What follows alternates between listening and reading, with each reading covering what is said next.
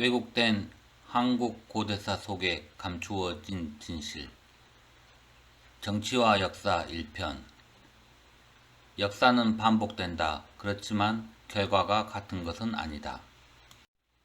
역사는 미래를 비추는 거울이므로 역사를 거울 삼아야 예측 가능한 미래를 선택할 수 있습니다. 역사는 반복되고 전철을 밟게 되지만 항상 결과가 같지는 않습니다. 관습을 따르는 사람도 있고 거부한 사람도 있으니까요. 고구려 유리왕의 아들 도절태자, 대무신왕의 아들 호동태자가 기존 질서를 거부하였습니다. 도절태자는 할아버지 주몽과 아버지 유리왕의 전철을, 호동태자는 아버지 대무신왕의 전철을 밟았지만 이전과는 다른 선택을 했습니다. 삼국사기를 읽어본 분들도 도절태자의 이야기는 동부에 볼모로 갔다가 이후에 돌아와서 갑자기 사망한 기사밖에 없는데 그러한 내막을 어떻게 아느냐 물으실 수 있습니다.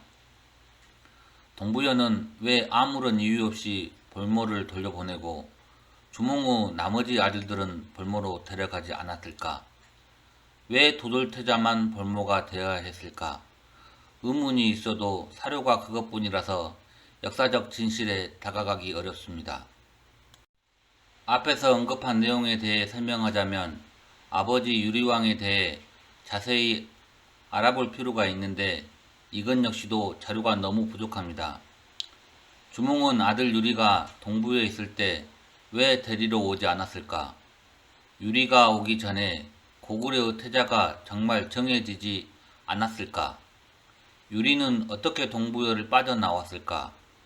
주몽이 유리를 갑자기 후계자로 세웠다면 기존 세력의 반발은 없었을까? 유리를 주몽의 후계자로 세운 진짜 세력은 누구일까?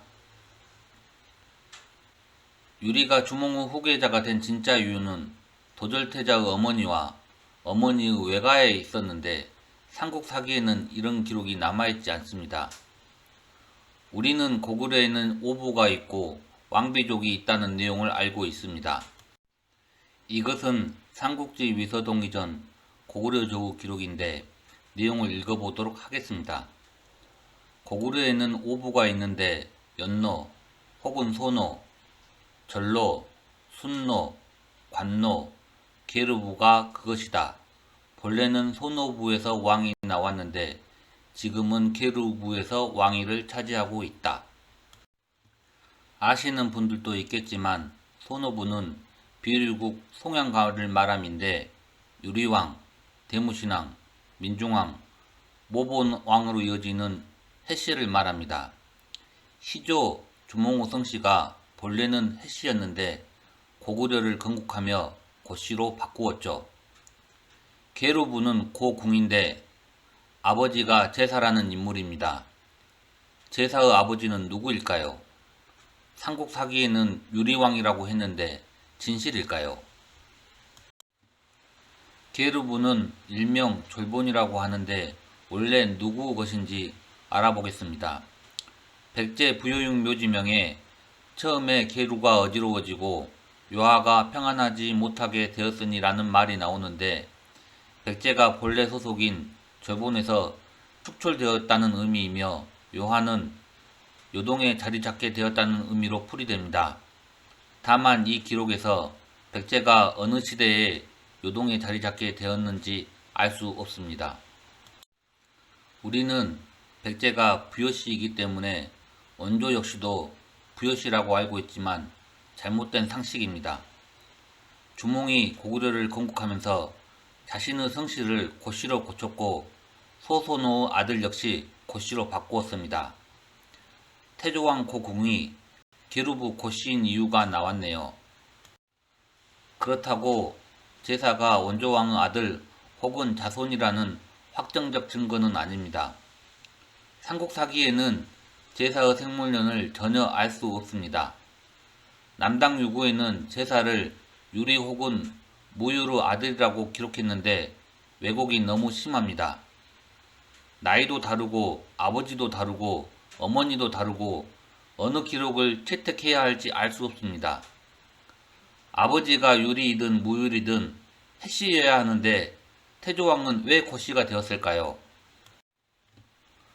고구려 역사 속에서 사라진 국조왕 고제사는 장수를 누려 100세까지 살았고 후한 조정에서 조문까지 보냈지만 삼국사기에서 사라진 고구려 중시조로서 원조왕의 비 갈사왕녀와 무율과 사이에서 사통관계에서 태어난 사람입니다. 남당 유구에는 이런 기록이 없지만 제가 유추하여 왜곡된 부분을 바로 잡은 것입니다. 호동태자와 대모신앙의 비와 사통관계는 역사적 전철을 밟고 있다는 부분에 대한 부분적인 설명이 이루어졌습니다.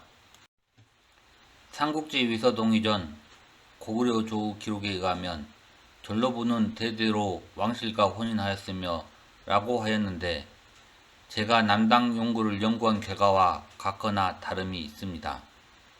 고구려는 왕비족이 되는 계통이 있었는데 이는 유리왕과 아이 부인의 소생을 말합니다. 도졸태자의 부모입니다. 이전의 소손호가 주몽과 전 남편인 구태 혹은 우태의 공동자손으로 이어나가길 원하여 유리를 태자로 세우고 구태의 딸 아이 부인을 비로 세웠습니다. 이 사이에 태어난 유일한 아들이 도졸태자인데 아이 부인은 일남 오녀를 낳고 일찍 죽었습니다. 도절이 후계자 자리를 버리고 고구려를 떠나버리자 유리왕은 주몽과 소손의 유지에 따른 대를 이을 방법을 찾았습니다. 해명태자에게 도절의 여동생을 시집보내어 그 후사로 하여금 대를 잇게 하고자 하였는데 해명태자는 이를 거부하고 부인을 사랑하지 않았던 이유로 부왕인 유리왕으로부터 자결명령을 받았습니다.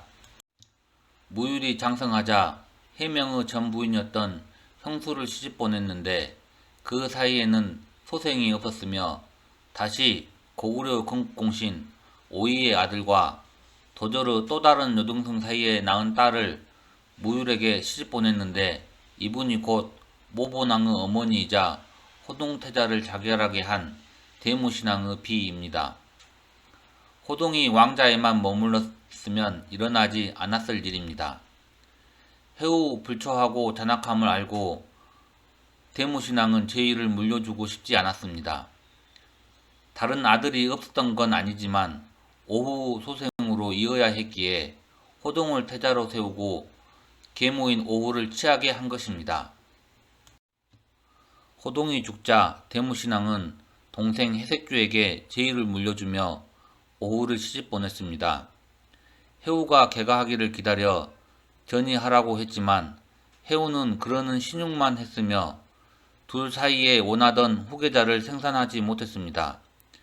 민중왕은 오후 반대에도 불구하고 해우에게 나라를 전했는데 결국 해우가 즉위하며 포악함을 드러냈습니다. 모본왕은 자신이 적자였음에도 불구하고 한 번은 호동에게 또 한 번은 민중왕에게 제위를 잃을 뻔했습니다. 모본이 제위에 올랐음에도 자신의 보위를 위협할 수 있었던 인물이 있었는데 그건 바로 제사였습니다. 제사는 동부여 정벌의 공이 있었지만 제위에 욕심이 없는 것처럼 납작 엎드려 있었습니다. 민중왕도 오후도 위험한 인물이라고 생각해서 감시했습니다. 7살 때 부모를 모두 잃었죠. 제사의 어머니 갈사호가 원조를 따라 죽었습니다. 무율의 어머니 송우에게 원조의 아들이 아니라 무율의 아들이라고 했을 가능성이 있습니다. 제사의 생물학적 아버지가 누구이든 사통관계에서 태어났다면 왕위를 계승할 자격이 없습니다. 제사는 대무신왕을 아버지로 삼고 대무신왕의 어머니에게 길러졌을 가능성이 높습니다. 삼국지 위서동 이전 고구려조의 궁은 태어나면서 눈을 뜨고 사물을 보았으며 그 나라 사람들이 미워했다는 표현은 제사에게 어울리는 표현입니다. 제사가 태어날 당시 원조는 71세, 무율은 19세였습니다. 사회적으로는 원조의 아들, 혈연적으로는 무율의 사자인 것 같은데 부계가 정해지지 않은 연유로 후계자로 지정되는 일은 불가능했습니다. 강의 내용을 정리하면서 처음에는 결론 위주로 작성하다가 문득 나 혼자만 이해하고 있는 내용이 아닐까 하여 부랴부랴 자료를 첨가하면서 설명을 붙이다 보니 내용이 길어졌습니다. 우리가 학교에서 배워 알고 있던 고대사와 상당히 다릅니다. 매월 한두 편이라도 올릴 수 있도록 더욱 노력하겠습니다. 다음은 도절태자편으로 준비하여 찾아뵙겠습니다. 시청해 주셔서 감사합니다.